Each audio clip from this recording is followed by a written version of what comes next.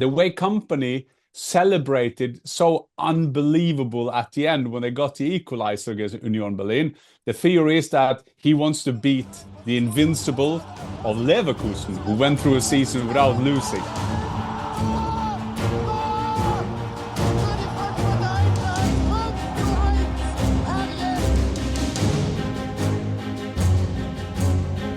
Hi and welcome to the Fussball channel. I'm your host Markus Fjørtoft, and as always joined by co-host Jan Fjørtoft for our Bundesliga special round 10. But as always, Dad, you've been in England for the Premier League, the two loves in football, that is, English football and German football. Give us a little recap as to your movements this weekend. Oh, it was like you're checking me out now because we're going to have three loves. I'm going to have the German Bundesliga, Premier League, and your mother. Because as we I said, football. I was making the sentence. Surprising her. yeah, you're checking me out there. I guess. We celebrated your mom, a surprise birthday party, and then I went to City Liverpool, which was an amazing game because it's always a good game, but when Sunderland equalized against your wishes, of course. The day before, this was going to be a very exciting game. And now suddenly City, with the same goal difference, 4 points ahead of Arsenal, who already won the league and had planned their parade outside chill. The Emirates. No. But it was a great game at Etihad. First, Erling Haaland missed the penalty. It's a bit worrying that he's missing penalty, but I understand him because... It was funny. I won't compare myself of his finishing, but I was a quite good finisher. But I was not a very good penalty taker. And if you see, I think that was the sixth penalty that he missed since he came to the club. And he missed a couple for Norway as well. So we're going into a week now, Marcus, where we are very exciting about Norway, Estonia on Thursday, and then Norway playing in Italy. Yeah, so close, but yet so far away from the World Cup. But we have to win that game. But he came back, had a great header, and afterwards, of course, I wanted to have him. If people understand what's happening on pitch side, you talk to the club, you talk to the Premier League, and this was his 99th Premier League goal. And if he got his 100th, they would have given it to the press, and then I would have had a chance at him. And fair enough. So we had a Viaplay Premier Sunday. So we got Doku, who was unbelievable, by the way. What happened to that guy? Suddenly he was Lionel Messi. I didn't see that coming. And he was outside the pitch table with Jules Breach, Freddie Ljungberg, Jaap Stam, and Peter Schmeichel. And I had the two managers inside, the 1000th game for Pep Guardiola. Wow. And he's won like most of them, you have a feeling. Gave him some Norwegian chocolate, talked to Slot about the game, and then had a good chat with Virgil van Dijk. We went through the key moments of the game, and it ending up, Marcus, and I always said that to you, I don't like to call it interview, I like to have a chat. Mm-hmm. And if there's something I'm wondering, I guess there is someone else listening and watching the program wondering. So it was a good weekend, and now I'm back in London, and tomorrow, that being Tuesday, I'm going to have a great guest for my series Unplugged at Viaplay, but I won't reveal that yet. That will be a big surprise. So yourself. Yeah, it's a good guest to be fair. So stay tuned. We won't share it on the Fussball channel, but do follow it on your socials because, I guess there's a German link somewhere. Always links. Always links. But looking towards the Bundesliga, Dad, we had quite a few things happening, actually. One being the fact that Bayern's historic win streak, it had to end at some point, didn't it? But it ended against Union Berlin. Company said before the game that it was going to be a tough game, as you would probably say ahead of every game. But Union Berlin showed themselves to be a staunch opponent. 9 of their 12 points this season have come at home. It was never going to be easy. And Bayern blinked. They actually dropped points. And then, how typical it is that when Bayern do so, of course the teams behind them do as well. Yeah, and I get a feeling when they're playing against Union, the Alte Försterei. I've been there, working there. It's a fantastic stadium. I never played there. But it's a great stadium. I will, when people go to Berlin, have a look at that stadium. It's fantastic out there. But first of all, 2 great goals. One especially great goal for Luis Diaz. I mean, if you try to find that goal, it's like unbelievable how he's doing that. And that just shows you, even when they are struggling, they have the quality in depth. So Diaz and Kane then in an injury time. So then you expect, yeah, of course, then now we got excitement again in the Bundesliga. So Dortmund is 1-0 up at Hamburg, and you expect them then to take 3 points, getting a bit closer. So 90+7, Königsdorfer equalized from HSV. And then, yeah, but what about Leipzig? They are in Hoffenheim. They will win that game, won't they? Losing 3-1. So that is a bit typical. That is a bit, we're talking about the two loves of my life in football. When Arsenal is losing points, got to be said, Manchester City get closer. I mean, that is excitement in England. You just get a feeling that they will be a bit tighter in England, of course. I mean, that is an understatement because it's never tight in Germany, except when Leverkusen are having a flying season. But that would have been great now that space between number 1, number 2, and number 3 would be a bit closer, where it wasn't to be. And I think on this place, we also have to respect Bayern. 16 games in a row winning is unbelievable. So I guess there was always a time. Another theory, Marcus, that I read, I can't remember who said it. The way Company celebrated so unbelievable at the end when they got the equalizer against Union Berlin. The theory is that he wants to beat the invincible of Leverkusen, who went through a season without losing. So they're all into records, aren't they, Marcus, to kind of strengthen their legacy of football. Fair enough. And I think that is a great motivation for any coach, and especially a Bayern coach. Just a couple of thoughts. Obviously, one being Danilo Doki for Union Berlin, who has a tremendous goal-scoring record from his defensive position, both from set pieces. Union had struggled to score going into this, didn't have too many goals to their names, but made it hard for Bayern. Again, the quality, and you look in comparison to how Liverpool are right now, and then it's funny how the narrative shifts, but then you look at the 70 million that Liverpool sold Diaz for, and you think, oh, well, maybe they could have used someone like him. Apparently, the expected goals for that Luis Diaz goal was 0.03. I mean, it was incredible. Just show you how bad XG is. Because or how good Luis Diaz is. Exactly, and that's kind of my point, because if you have an XG, and I talk with people, I mean, there is a tendency, you can see that. I understand that. We should all look at the data.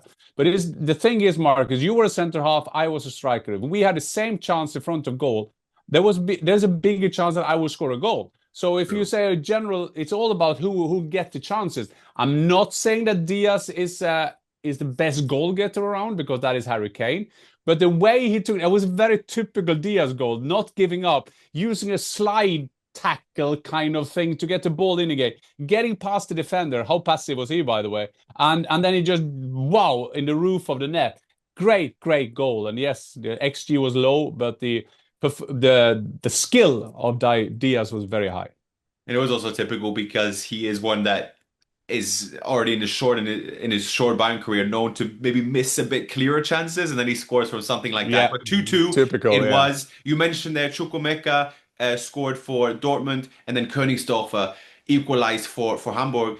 And Schlotterbeck said it. We stopped playing football after the goal. The goal when we went up in the lead, it hurt us. We got too defensive, too many turnovers. Kovac said.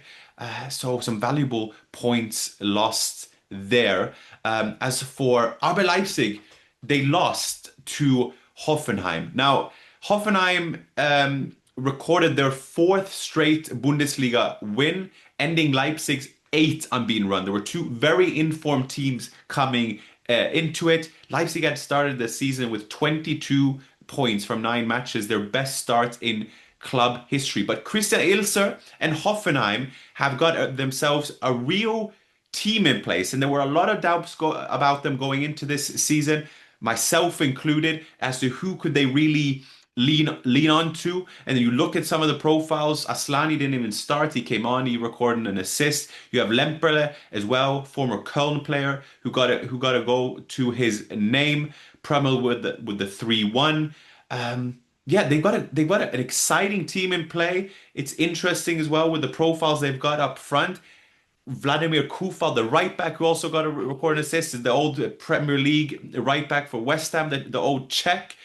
It's a funny team, but they're right up there now. And looking at previous teams that have been in around the European spots, a Mainz, a Freiburg, there is no reason why there can be Hamburg, Hoffenheim this year that can be right up there. But that is the chase for the European spots, and part of that is also Leverkusen and Stuttgart. And let's start with Stuttgart, Dad, because they came from behind as well to beat Augsburg, Sandro Wagner's Augsburg, Deniz Undav with the 2 goals, who's certainly part of the Germany contention as well. But now Hoeneß got Stuttgart right back into it after a bit of a dip last season. Yeah, it's I mean, to understand Stuttgart, this is a place, the stadium I still is called Mercedes-Benz Stadium. Just tells you the story. It's not called the Lada Stadium or that gray car on the corner stadium. Is Mercedes-Benz Stadium. This is a place with quality. I mean, you know the advert. You want to call someone up who has bought a Mercedes because you know that's quality and Germans, you know, and Stuttgart. But they've made, as you were saying, Sebastian Hoeneß is doing a fantastic job there. You know he's destined to maybe end up at Bayern at some stage. His dad, Dieter Hoeneß, is a Bayern legend. He's his agent. His uncle is the patrone, the Don Corleone of Bayern. So you just feel he will end up there. But as you were saying, Marcus, they have. When we work hard, you can have a dip because you know you can somehow get back. It's no coincidence that they are doing well there. Now they're back at it. And there will be a fight this season as to which team will be best of the rest. And we said it would be a very surprise if Stuttgart were that team at the end of the season? No, we wouldn't. And Augsburg, that is his own story with Sandro Wagner, under pressure, big mouth, charismatic. That is what the media are calling it. But you have to win football games, so it's so easy to attack you. In Stuttgart's defense, they did win the cup last season, so I stand corrected to some degree. But it's true what you say in terms of the rest of the chasers. And now we have Stuttgart level on points with Dortmund, 1 point behind RB Leipzig. They maintain their perfect home record in the Bundesliga, 5 wins out of 5, only 3 goals conceded, 2 of them which came against Augsburg. For Augsburg, after the international break, they have a game against Hamburg. I feel like, is it too hard to say it's a must-win for Wagner? I still think they stick by him, but we are getting to crunch time now. Mid-November, it will be end of November. Then you suddenly have the Rückrunde and the reset. We're getting there in terms of crunch time. We're almost a third through the season as well, and then also we have to give attention to Leverkusen, which 6-0, 5 goals in the first half. Schick scored following on from his goal against Benfica in the midweek. Ibrahim Massa, the signing from Hertha Berlin, teenager, 19, I believe, with 2 goals. Poku, who's shown himself to be another great signing from Alkmaar. An important return to form after their disappointing loss to Bayern. But we have a pretty exciting, free-flowing, young Leverkusen team now. Completely different look from what we knew only a year ago. Yeah, but remember, I mean, it's the same a bit like Aston Villa in the Premier League when they were struggling at the beginning of the season. We knew that they had a good manager.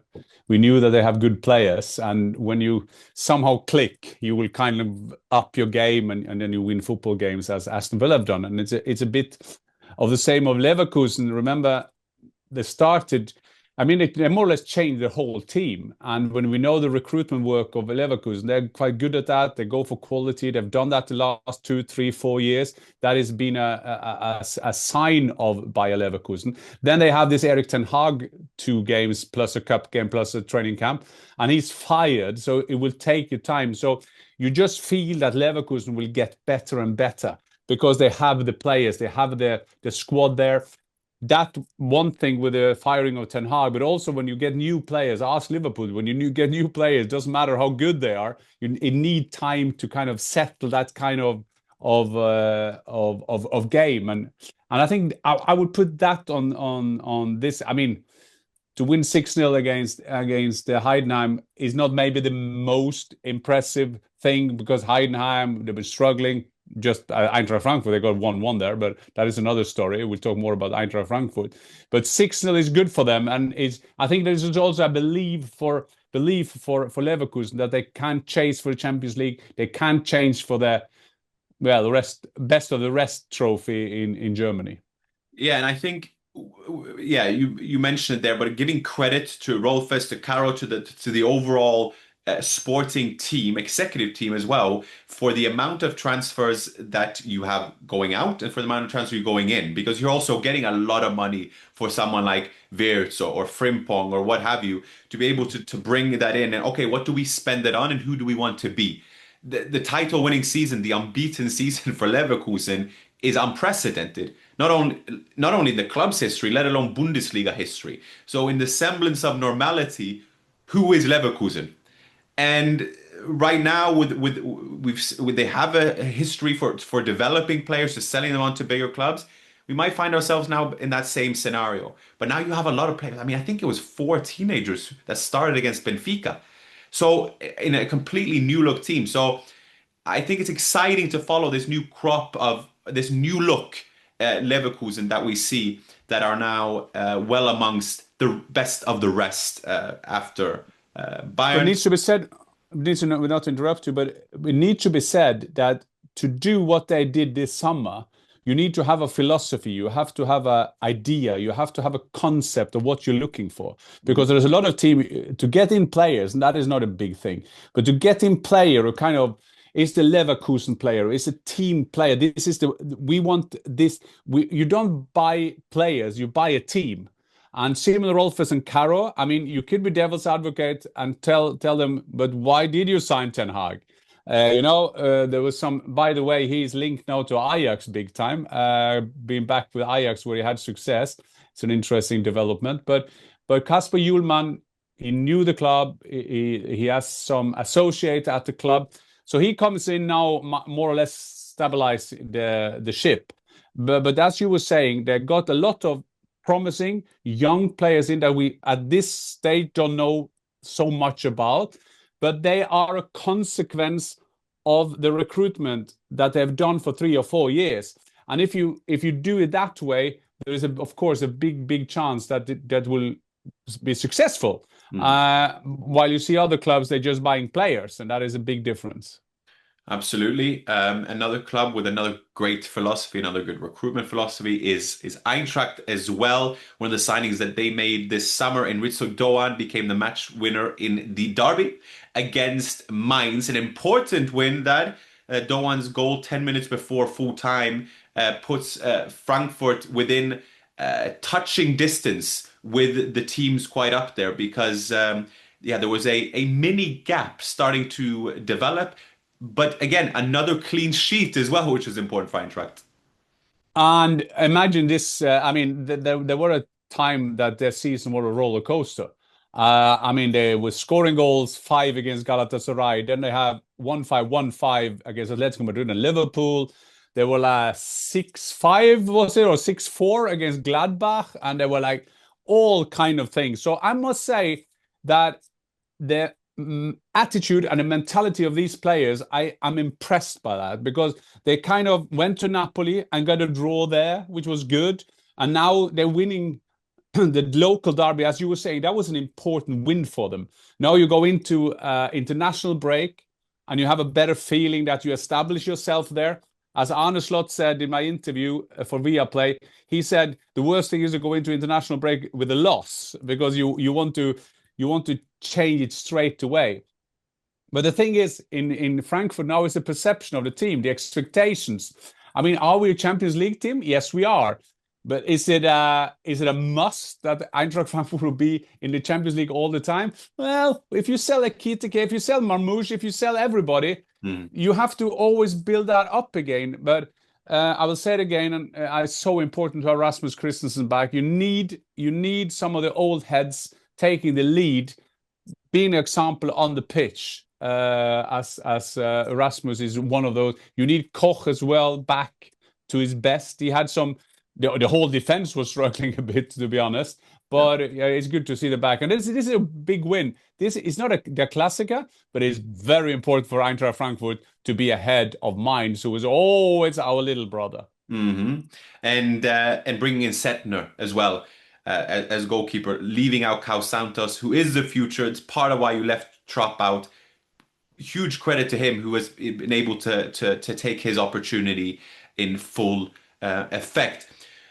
Amongst those spots in the league table, Freiburg beat St. Pauli, struggling St. Pauli, their 7th straight defeat, while Freiburg secured their second home win of the season. Worth mentioning that Christian Günther became Freiburg's all-time appearance holder, 441 games, and whether he bought them, but that's at least what the comms says. He bought everyone around at the stadium. I think it was over 5,000 liters of beer. Top Well done. man. Also worth saying that Bremen beat Wolfsburg. Bremen on 15 points. Done well. Wolfsburg led until the very end. And then Bremen turned it around. They extend their unbeaten run to 5 games. And where did that leave Wolfsburg? Well, they fired their head coach, Paul Simonis.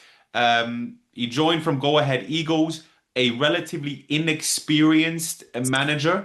But Wolfsburg, the facts are clear. They've won just 1 of 10 games since he won his first 2 competitive games in charge. They've drawn 2, lost 7, including a defeat in the cup at home to Holstein Kiel.